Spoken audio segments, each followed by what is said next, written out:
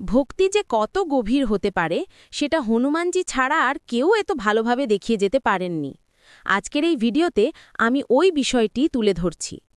একদিন শ্রীরামচন্দ্র, লক্ষ্মণ ও সীতামাতা অযোধ্যায় ফিরে এসেছেন।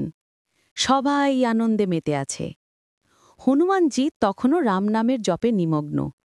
একদিন সীতামাতা তাকে বললেন, হনুমান, আমি তোমার জন্য এক সুন্দর মুক্তোর হার এনেছি, এটা পড়ো। হনুমানজি হারটি হাতে নিয়ে এক একে মুক্ত মুখে কামড়ে দেখছেন। সবার চোখ বড় বড় হয়ে গেল। সীতামাতা অবাক হয়ে জিজ্ঞেস করলেন, হনুমান, তুমি মুক্তো কামড়ে দেখছ কেন?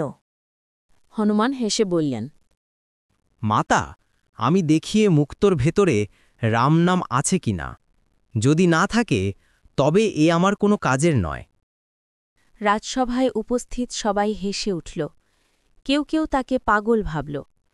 তখন হনুমানজি শান্তভাবে বুকে আঘাত করলেন, আর হঠাৎ দেখা গেল তার হৃদয়ের মধ্যে জ্বলছে শ্রীরাম ও সীতামাতার দিব্যরূপ।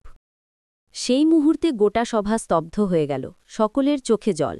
রামচন্দ্র নিজে উঠে এসে বললেন, হনুমান, তুমি আমার পরম ভক্ত, তোমার হৃদয়েই আমার আসল আসন। যখন আমরা প্রেম ও ভক্তি নিয়ে জয় শ্রীরাম, জয় হনুমান স্মরণ করি, তখন জয় শ্রীরাম, জয় হনুমান আমাদের মন ও জীবনকে পবিত্র করে আশীর্বাদ করেন। যদি এই ভিডিওটি ভালো লেগে থাকে তাহলে লাইক দিও ও চ্যানেলটি সাবস্ক্রাইব করো। কমেন্টে লিখে দাও, জয় শ্রীরাম, জয় হনুমান। তোমার একটিমাত্র কমেন্টও আমার ভক্তিমূলক যাত্রায় অসীম অনুপ্রেরণা দেয়। জয় শ্রীরাম, জয় হনুমান তোমার জীবনে শান্তি, ভক্তি ও আলো বর্ষণ করুন।